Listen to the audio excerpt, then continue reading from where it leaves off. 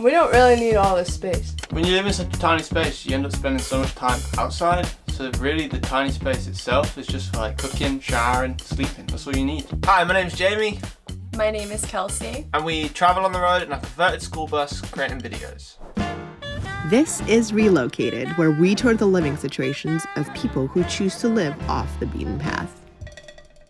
So currently we are in Oregon, on the coast of Oregon. We don't live in one specific place. Currently we've traveled through 9 states with the goal of hitting every single state in America.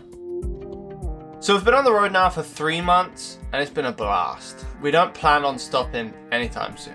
So before this, we actually lived in England. I was studying, getting my master's degree playing basketball, and I met Jamie there. And then we moved to Connecticut with my parents. We lived there for 8 months while we were converting the school bus that we currently live in. This was a blessing to live with her parents because it enabled us to save a lot of money and really get ready for this trip.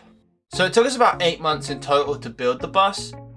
Once we completed the build, we lived in the bus in Kelsey's parents' driveway to kind of like iron out all the little kinks and like figure out all the little things before we hit the road. It was a pretty smooth transition. We actually were planning on leaving in March, but obviously COVID happened and changed everyone's lives, including ours. So we slowed down a little bit more, lived a little bit longer in my parents' driveway while we continued to save up. And it actually allowed for us to kind of make a better adjustment to living in the school bus before we started traveling in it full time.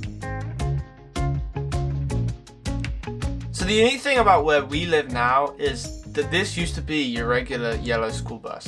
We get so many looks like on the road when we're driving, like we either get 2 things, like you guys are crazy or wow, that's really cool what you're doing. So whenever we're going places, we definitely stand out. And then I would say another thing that's kind of unique to our living arrangement is the bathroom situation and the shower situation. The key to showering in a school bus is you have to preserve water as much as possible. So you gotta turn it on, you gotta scrub it dub, and you gotta turn it off, and you gotta scrub it dub, and then you gotta turn it back on, and it's just like, it's not a normal shower. We have to fill up with our own water. We have a 100-gallon water tank. And then our toilet, it's a composting toilet. It's not nearly as bad as you might think or how we thought it would be in the beginning. So yeah, that's my job, to empty the composting toilet. And it's really not that bad. We empty it probably once a month, I'd say. It's pretty much like fertilizer, which is... It just smells like soil at the end of the month. Another unique thing about this bus is we have a solar setup, so all our power, electricity, we get through solar panels. So we can be anywhere.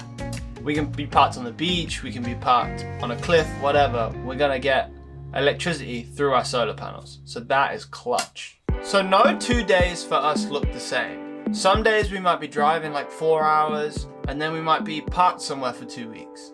In a typical day, we'll try and get up, we'll work in the morning till like 12, and then we like to spend the afternoons exploring the new area that we're in. If you stay inside a tiny space, you can go a little bit crazy. So it's important to get out, get some exercise, and we definitely try to work that into our everyday routine. Some days we'll be on a beach, some days we'll be at truck stops, some days we'll be at Walmart. So it really is a new adventure every single day. But we also, I feel like, don't feel like we're working now. Whereas like before, like having a 9 to 5, I would just look forward to the weekends every single week. And now like we actually love what we're doing. So we get to wake up, create videos, film stuff, edit stuff, travel to really cool places. And it's genuinely what we both love doing, so it doesn't really feel like work.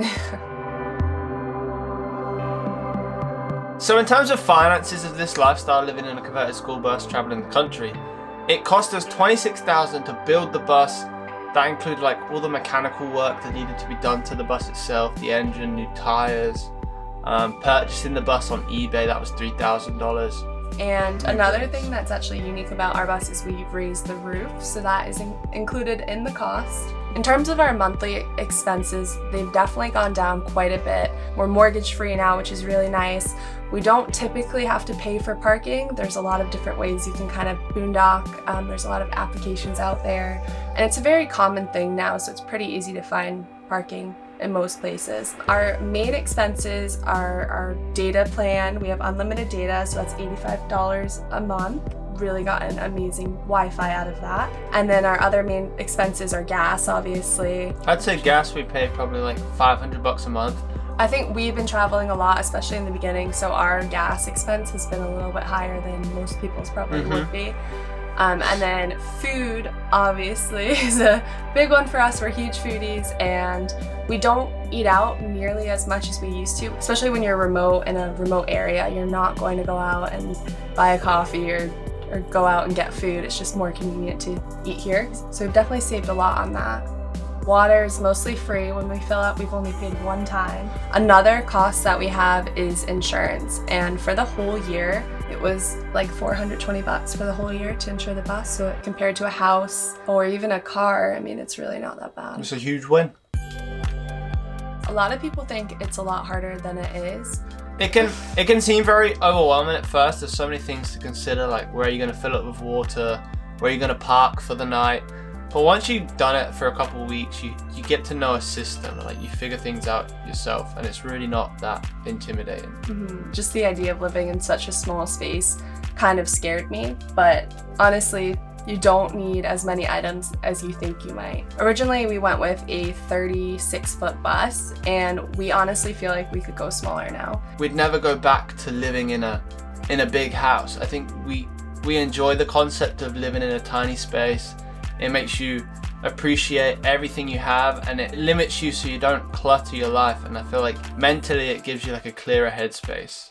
I think we have moments where we might be feeling down, or we might go through a rough patch. Like last week I fell off a scooter and then we drove right into the Oregon fires, and that was like a rough couple of days, but there's no point where we've seriously regretted living this lifestyle. I feel like at the end of the day, the high highs are so much better than the low lows, and it makes everything more than worth it. I think the pace of life that we're living at now is really slowed down, and it's allowed us to appreciate everything and spend a lot more time together as well. And we figured if we didn't travel at this time in our lives, there probably won't ever be a better time than now to do it. Hence why on the side of the bus it says, if not now, when?